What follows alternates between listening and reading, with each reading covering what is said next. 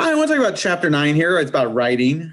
I'm going to begin with there's an old saying in journalism that 1,000 deaths is a statistic and a single death is a tragedy. The idea there is that, when you hear a number like 1,000 people died or 20 people were killed, 100 people were killed, we oftentimes hear that and we just hear a number and it becomes just a statistic, just a fact. So many people died.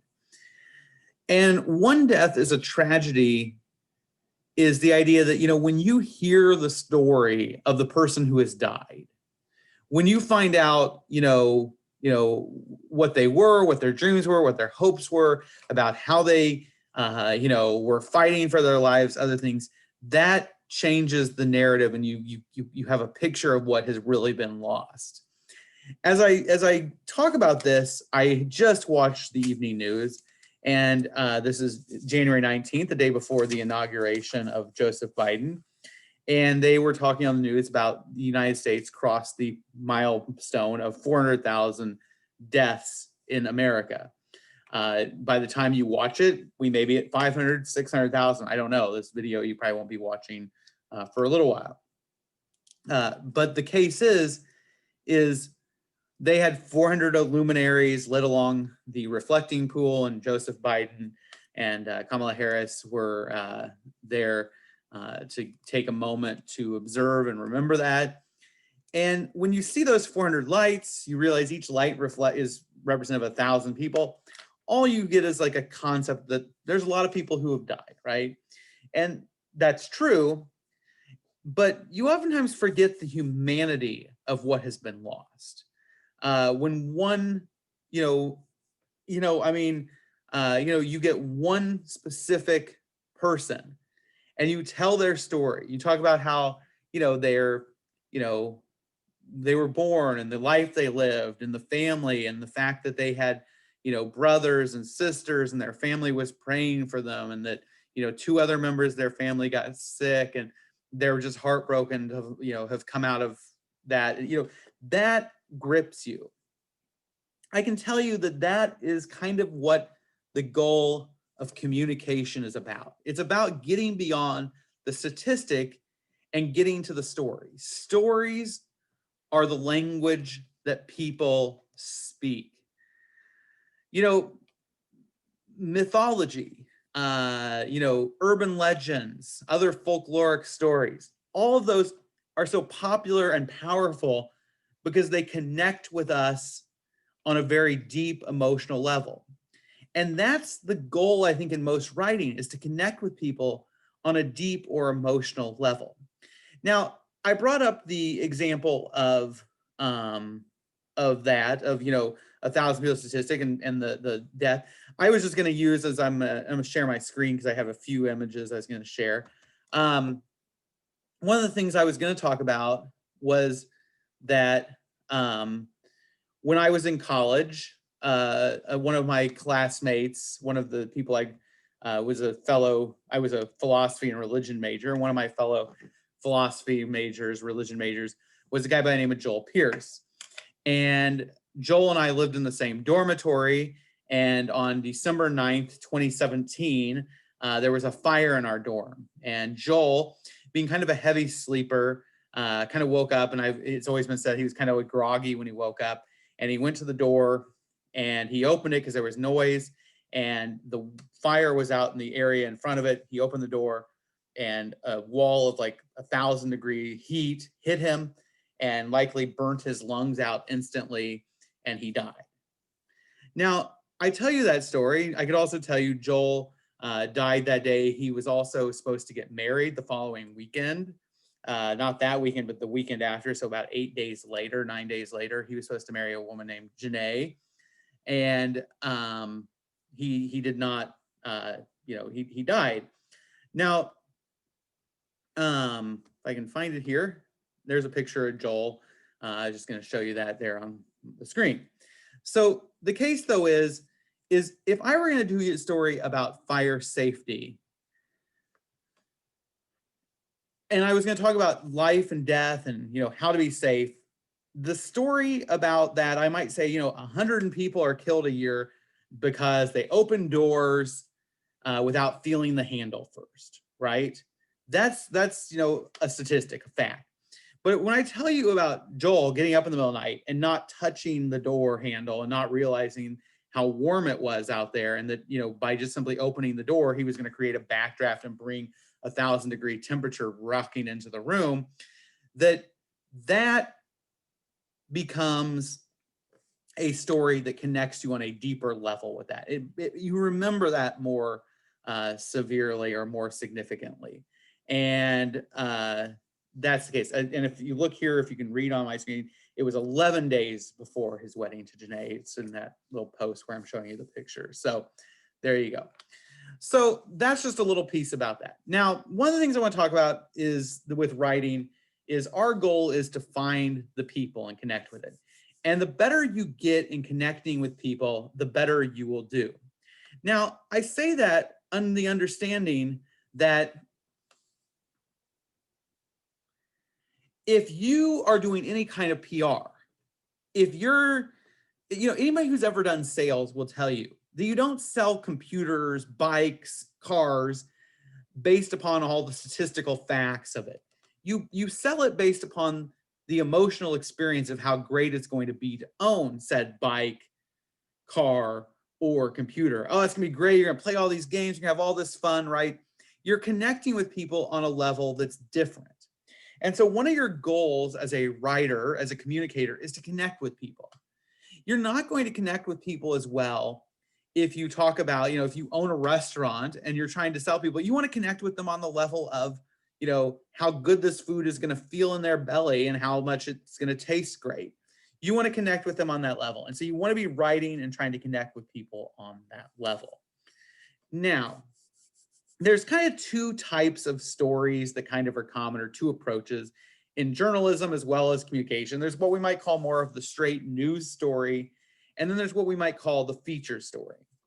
Now, the news story traditionally is one that uses, basically, it's a story you read, if you see that there's been a murder or shooting, or if there has been some sort of violence or other act that's hard news. Usually you start with that type. And what they usually do is they follow what's called an inverted pyramid. An inverted pyramid, if you think about in pyramid, like the thing that's in Egypt, that the pyramid's built in such a way that the strongest stones really need to be at the bottom because they're going to be supporting all the other stones. Well, in this case, you're inverting it so that the pyramid is upside down, and you want all your strongest stones at the top.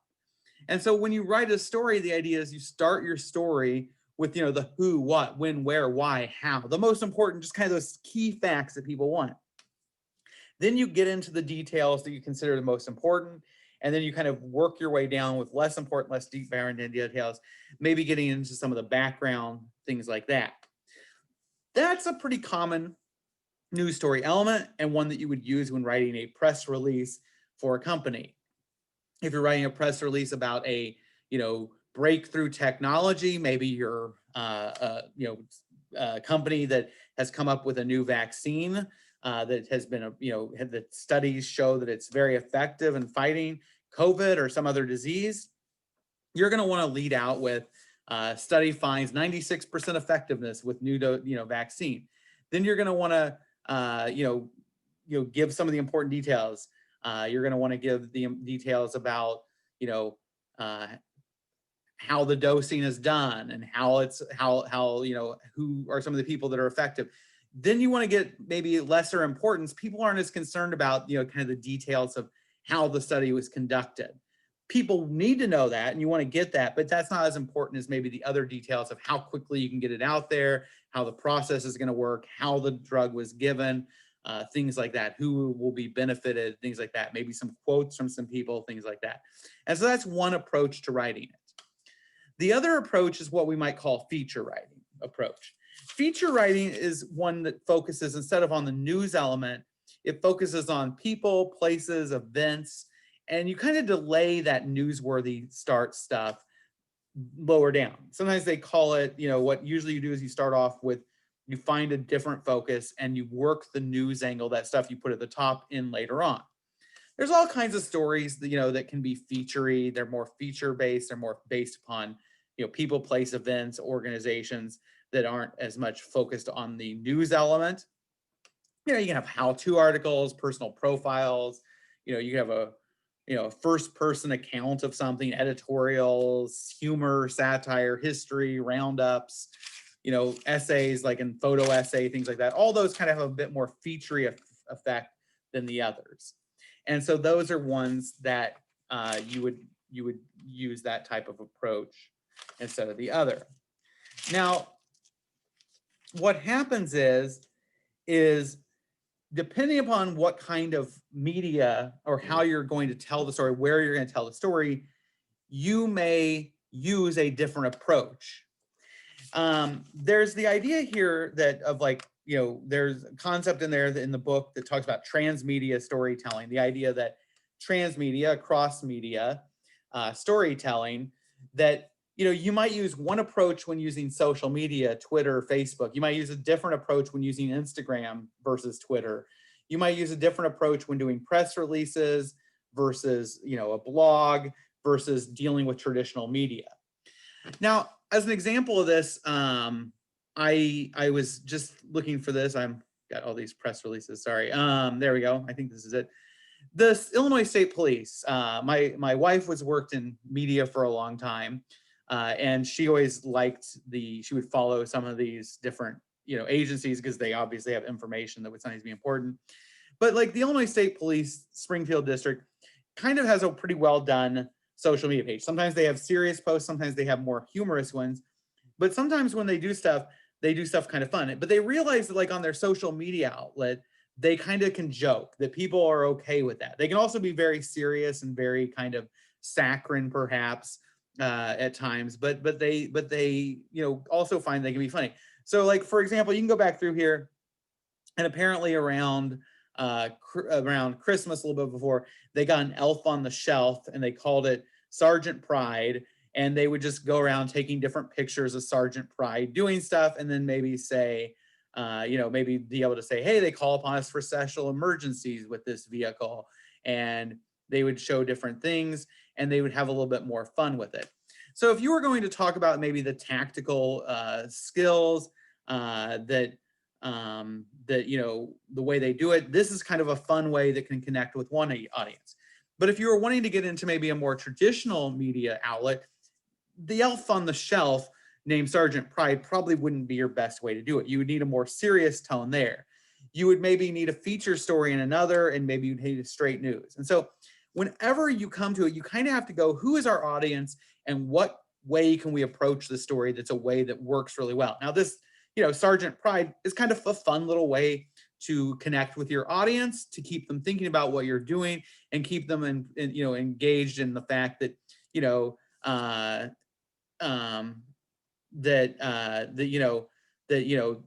what you guys are doing, that some of the things that are important to you guys, that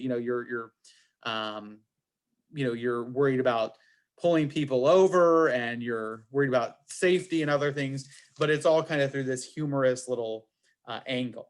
And so you have to write for that angle and create for that angle, and so you always have to be constantly looking for that.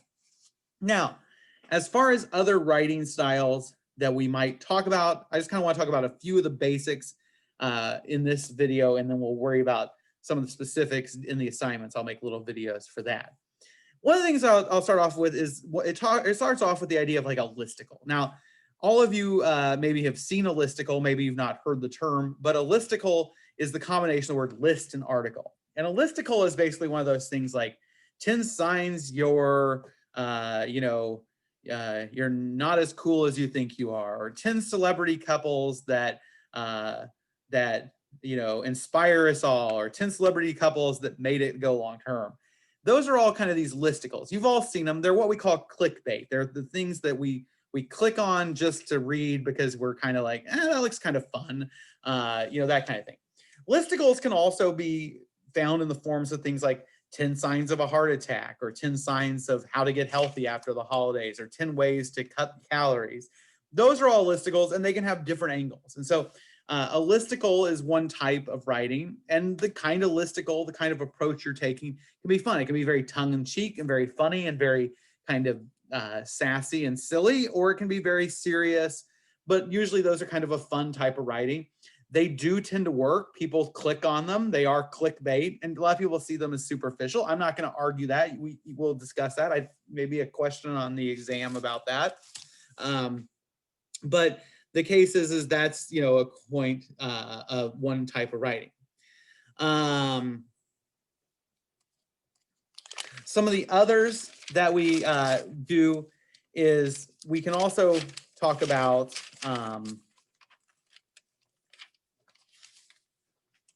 different types of writing.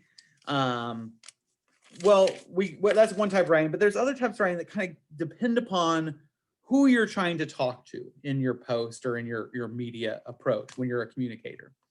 One of them is what the chapter kind of talks a little bit about, the different types of intermediaries that exist. Intermediaries are kind of, media is the middle, and so the intermediaries are between the middle.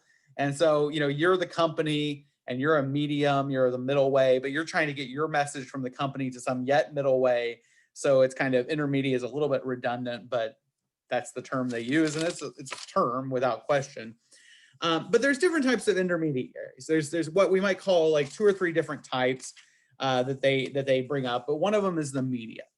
The media is one intermediary. It's the kind of the traditional intermediary where you have a story, a topic, and you want to get it out to the public. You want to get it into traditional media formats, TV news, newspapers, other things. So you put out a press release or other things.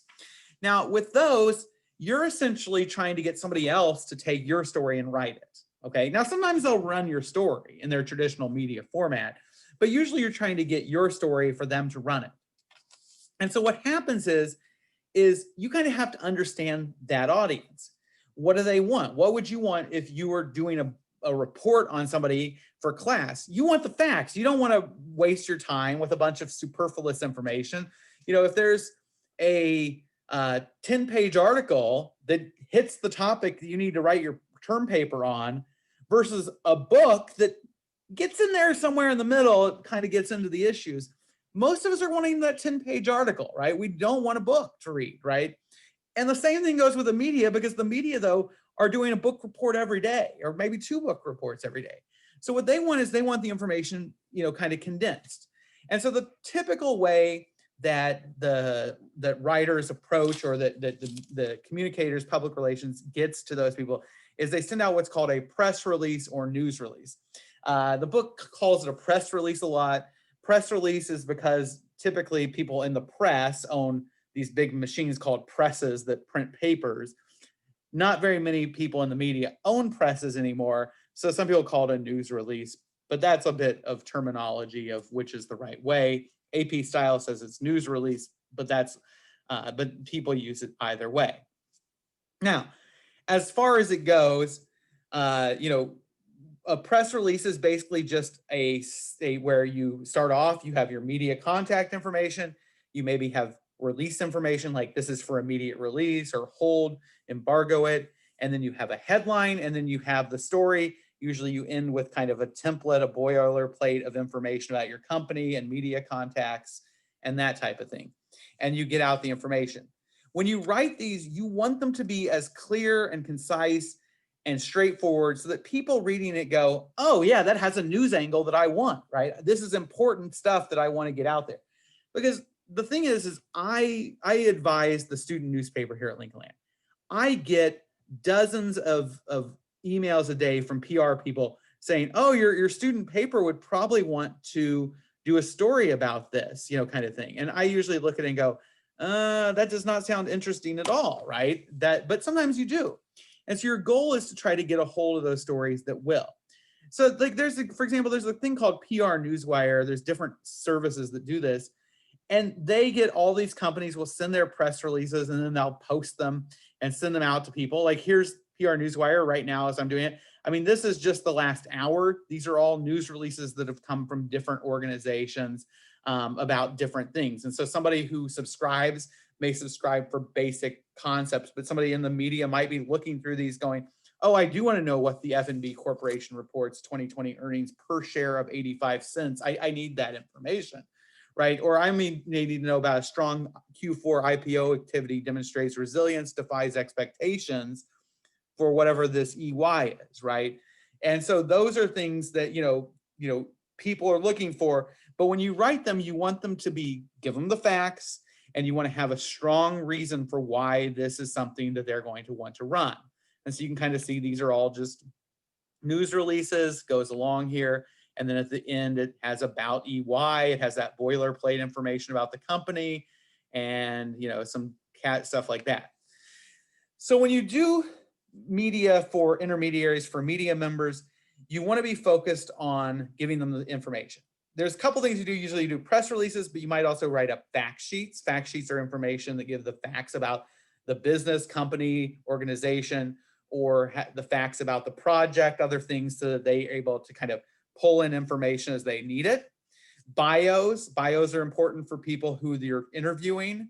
They can have that background. You can do backgrounders. Backgrounders kind of a little bit more featurey written information, giving the background on the story, the project, the information, and other things. Photos and graphics, a lot of times they'll post those or email them or put them on a CD or a little drive to give to media people. That way they can use those images if they want.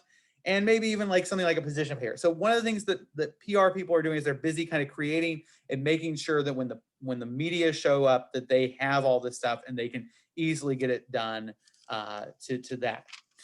The other types of things you write for, one is for social media. That's the first intermediary is that. The second intermediary is just social media.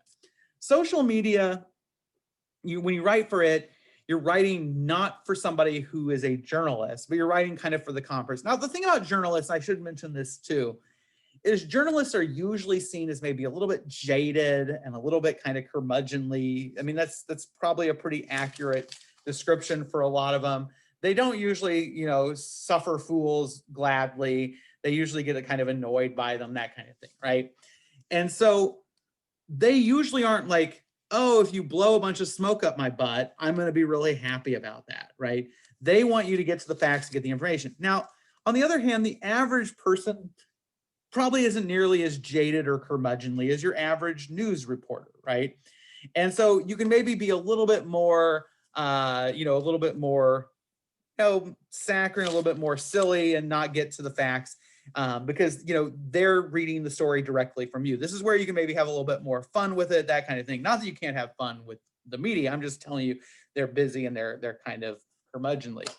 Now, so when you write for social media, you can write blogs, social media posts for Facebook, Instagram, Twitter, things like that. And that's a second type. When you do that, you need to establish like a theme and some editorial guidelines.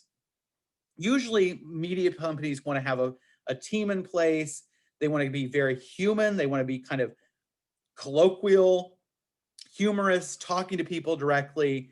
They don't want to come across as if they're writing in kind of PR language or kind of technical language. They want to be kind of buddy-like. They want to be friends. And so your writing needs to get that. You need to tell stories that are humorous and fun and connect with people. You're going to want to use images, and we'll talk a little bit more about that when we get to the next lesson. But you're going to want to do all of that. The other thing you'll want to do is you want to get social, in the sense that you want to not just post and then leave it there. You want to interact with the people, and you want to keep track of what's going on. You want to see what people are posting, how they're replying, doing other things. I'm going to talk more about that in the next video, the next chapter. The other thing is you also want to have some guidelines for how you handle things. That you want people to comment on your posts, but you also want to be careful that people don't use your posts to sell their own stuff or to attack other people. So you want to set some community standards. That's perfectly fine. That's something you probably want to add, but you need to have those explicit and create those. And so those are all kinds of things you do when you're doing for social media, and we'll talk more about that. And the third thing is when you write, it's kind of writing for what we call robots. And this is where there's what we call search engine optimization. You guys did that previously, where you search something out, but it wasn't about actually optimizing it. What you're finding out is that most of where things show up when you search for things online comes along with algorithms that are created by Google and other companies, and they're constantly changing those algorithms. And those algorithms allow for certain searches to show up higher and other searches to show up lower. And so in the sense that as a communication person, one of your jobs is to write for those robots. And one of the ways you do it is you make sure you use certain keywords throughout your writing. At the same time, you don't want to overuse the keywords, because if you use the same word over and over and over and over and over again, the algorithms catch that and they take that against you as well. So you have to be careful not to overdo it, but you also have to be careful not to underdo it. And so you need to do it. You need to make sure your headline has keywords, titles, descriptions, but you also need to be worried about things like meta tags and other things, because those smaller things within it, that putting keywords in to kind of metadata will, even though it's not in the story, it will connect that idea and allow it to come up higher. So if, say, for example, you want to market to students here at Lincoln Land, you may want to get the word Lincoln Land into your metadata so that people know every time it comes up when they search Lincoln Land, you know, your company that serves students here, or your company that serves, you know, the town of Sherman, or your company that serves this segment of the population really specifically, that they get information when you post it or when you put it online. And there's a few things to think. One is that usually you also write in a way that you want to link from your site to other sites. You want to embed links in it, because when you link out to other sites, that gives some credibility to you. It at least says, hey, you know, this isn't just us talking, it's us connecting with others. And when others connect back to you, that's like them voting and saying, hey, this is a good site, go to it, they got good information here. So whenever you get links back to your site, that raises your profile and goes higher in the search engine.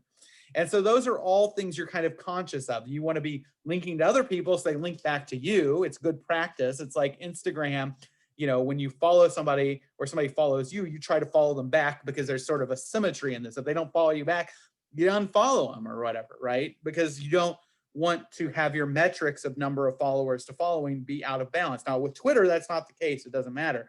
But with Instagram, there is a desire to keep those two numbers very similar. So what you want is, you want that. The algorithms are also looking for how often people come to your site just naturally, because they're linked from other sites. They just come across it. They get linked into it. They, you know, and other natural forms is when people post it on their own social media, or they email it and they click a link, and all of that can be picked up by these algorithms, and that all raises your profile. And so one thing you're writing for is you're trying to write in a way that people will link to your site, and they'll have natural links that will all raise your profile.